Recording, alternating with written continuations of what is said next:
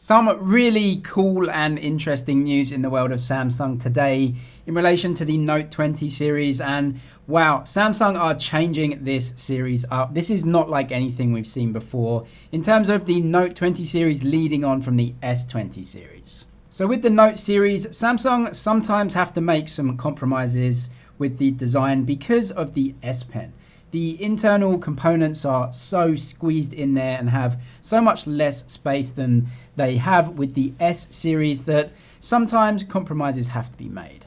This can come in the form of, for example, quite small batteries for a Note type device where users typically want really long battery life. But it looks like there are some other compromises having to be made in this series. For example, there's no Note 20 Ultra this year, according to leaks anyway.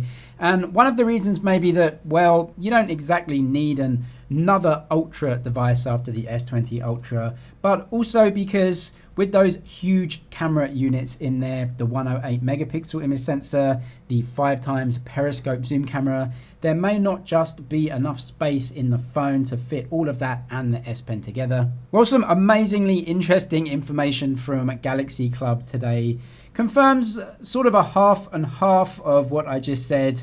You could call it the Frankenstein smartphone from Samsung.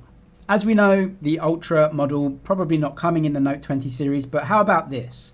The 108 megapixel image sensor from the Ultra, that insane image sensor, apparently, according to Galaxy Club, coming in the Note 20 Plus. That means we are getting a Frankenstein mix-up of the S20 Ultra and the S20 Plus with an S Pen and some new screen technology, all in this new Note device, the Note 20 Plus. According to Galaxy Club anyway, the 5x periscope zoom camera doesn't make it over to the Note 20 Plus. We have to assume that there just isn't enough space. The periscope zoom camera unit is a very big boxy unit and takes up a lot of room, and there may not be enough space in the phone. A very interesting bit of news though for them to actually use the 108 megapixel image sensor, which to be honest in the S20 Ultra is the cause of many an issue in that phone. The overall camera score from DxOMark wasn't very good. It got beaten by a lot of other phones, and there's been issues with dynamic range and crushed shadows in that phone off that main image sensor. So definitely a slightly odd move if they would do it, but you'd have to assume Samsung have figured out all of those issues. It is also said that in the Note 20 Plus, they are ditching the laser autofocus like found in the S20 Ultra, going back to phase detect autofocus. Phase detect autofocus is good. It's not as good as dual pixel autofocus, but it does the job pretty well. Definitely better than laser autofocus like is found in the S20 Ultra. Also in the news from Galaxy Club, it looks like the battery on the Note 20 Plus is growing in size to 4,500 mAh. That's a small increase over the Note 10 Plus, which came at, I think, around 4,300. So it is getting the same size battery as the S20 Plus, which of course makes a lot of sense.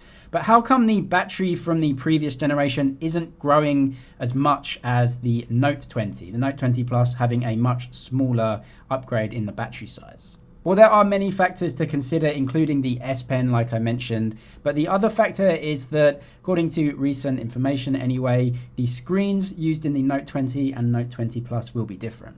According to the latest leaks, the Note 20 Plus will be including a brand new type of screen technology called LTPO. This is different to the LTPS technology that will be used in the smaller Note 20. The Note 20 Plus will be the first smartphone from Samsung to include this technology, which is more power efficient than the older LTPS technology and can also vary the refresh rate of the screen from 120 Hz, which we know is going to be coming in the phones, all the way down to 1 Hz and absolutely everything in between. So you automatically get power savings from being able to make the screen go down to a 1 Hz refresh rate, but the technology in general is just more efficient than the older LTPS tech. That means, of course, that in Samsung's tests, the battery life itself, for example, screen on time and usage time, does meet their standards and gives enough battery that they think they can put this size battery into the Note 20 Plus. The Note 20 with the slightly less efficient screen technology will be getting a bigger battery to make sure that the battery life in general is good for users. Anyway, that is it for your tech news today. Thank you for watching, and I'll see you in the next one.